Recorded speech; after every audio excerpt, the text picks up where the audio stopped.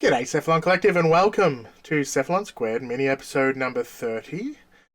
My name is Cephalon Greg, and as always, I'm joined by Cephalon Lucas. How are you doing, good sir? Fantastic. Yes, Fantastic. fantastic. Are you sure? Doing good. I'm doing good. You're doing good. Well, that's Doing good. good. That's excellent. You've had a Yes. good week? Now, while traffic hasn't been good in streams lately, unfortunately, I did have a bit of a stroke of streamer's luck last night. It was awesome. It was the first stalker that appeared, and I got the smoking Smoking body body ephemera. ephemera. I still haven't got it, god damn it.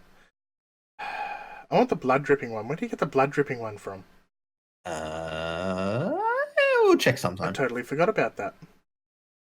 God, that was a thing. Or maybe it hasn't been released yet. No, I'm pretty sure it's out. It's a thing.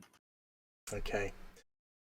Anyway, how is the weather treating you up north?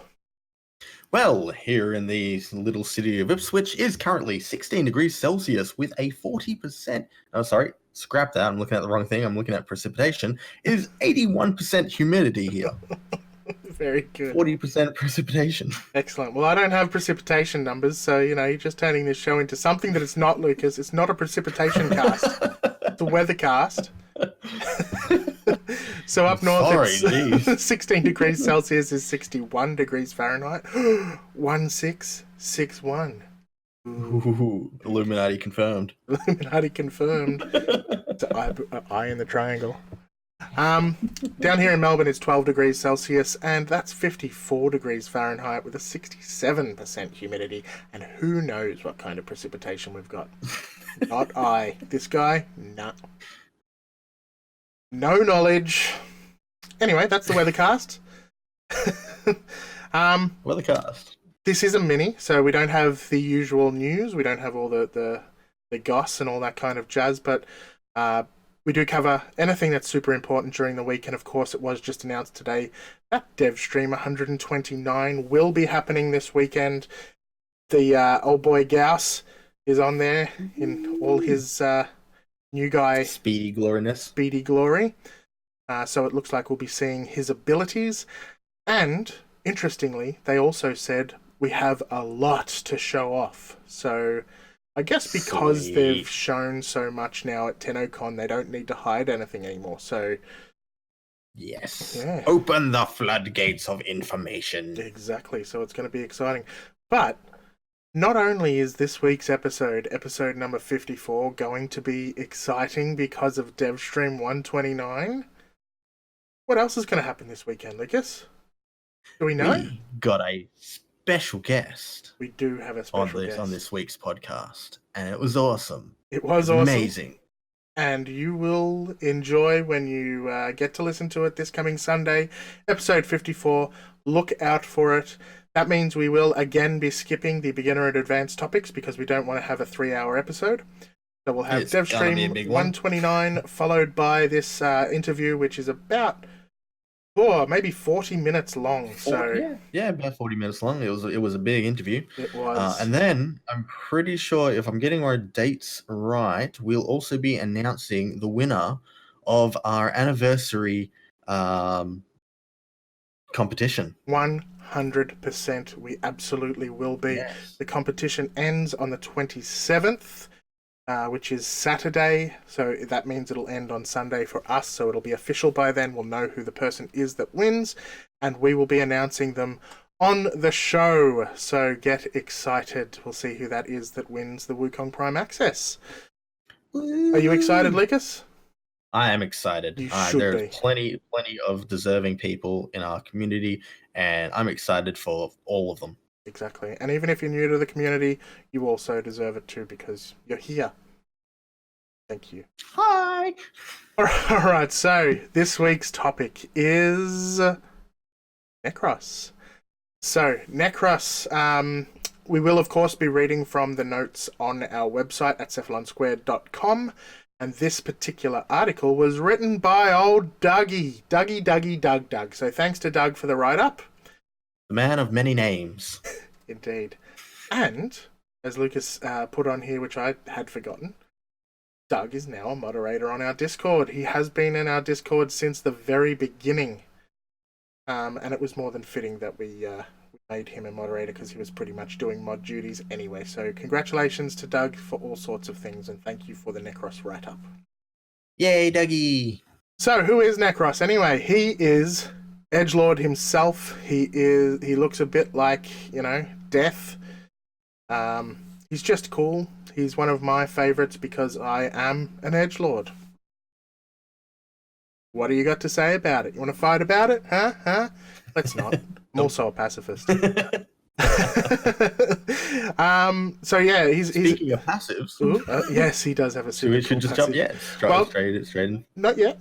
We haven't finished introducing him yet. So he was introduced on Friday the 13th, which is an interesting fact. In update 10.0, and he's a bit of a necromancer. So where do you get him? Well, he's not super easy to get in the early game because his parts drop from Levantus in the Orican Derelict Assassination. So if you've got some high-level mates, get them to carry you there because he's definitely worth it. So now we can start that passive, Lucas. Go for it. Well, now I'm going to get sidetracked and say, well, Creepy Frame drops on a creepy date in a creepy tile set. Yes, he does. Creepy. And apparently, the base Nekros, we just got sidetracked. Apparently, with a maxed redirection mod, his shield's are 666. Ooh. Extra spooky. So there you go.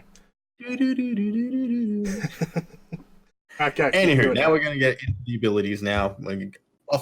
Back on the right track, into the abilities. Look at the passive. Soul Siphon. Nekros becomes a master of the dead. And it's always benefiting from the death of those around him. Soul Siphon is a passive that allows him to regenerate his health when enemies die. Mm-hmm. And that's a damn good passive. Do we know? We probably don't know how much he regenerates when they die. Maybe it depends on the level of the enemies and things. But either way, he gets more health when enemies die around. Dead things heal him. What more can you want? And, as you get to know his abilities, you'll understand that he benefits from death a fair bit. So, his first ability is called Soul Punch, and it's exactly what it sounds like. He targets a single enemy, and he punches them telekinetically, and punches their soul out of their body. Well, not necessarily. He knocks them over, but it would be cool if he punches their soul right out of their body. But he kind of does, because he deals impact damage in a line behind them. So, yeah, if there's anyone standing behind them, he damages them as well. So maybe he kind of damages them with the first dead dude's soul? I mean, the description is he turns the enemy's very soul into a deadly projectile. Yeah, so I guess he does. Yeah. Cool. Yeah. Nothing wrong with that. It's a pretty cool ability. Indeed, and it does have an augment. Actually, all of his abilities have an augment. His first one is called Soul Survivor, and it's used on not enemies, but on your allies. If they get downed, you use Soul Survivor. Well, you use Soul Punch on a downed enemy, and it will revive them instantly with 30% of their health, but it will also consume all of his energy. So keep that in mind. Dun, dun, dun. Next up is the ability to... this ability is too spooky for the enemies. It is Terrify. Not only does this ability frighten your enemies, but it will also reduce their armor by a percentile. This ability is affected by strength, allowing you to scare more enemies and reduce more armor.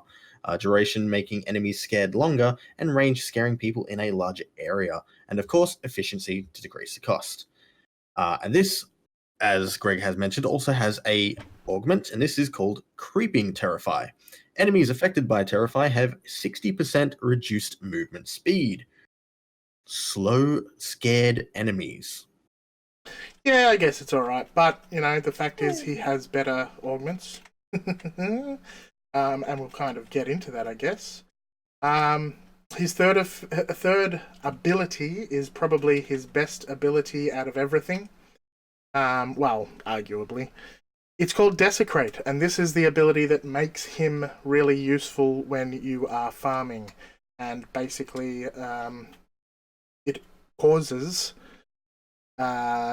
corpses within the area, so corpses within his within a certain radius around him, to produce more loot. So rather than dropping things from their drop table once, they have a 50% chance to drop from their drop table again. So important that I say from their drop table, because anything that's in their drop table will have the chance of dropping again. So if they've got a percentage chance of dropping a mod, there is a chance that it'll drop it twice.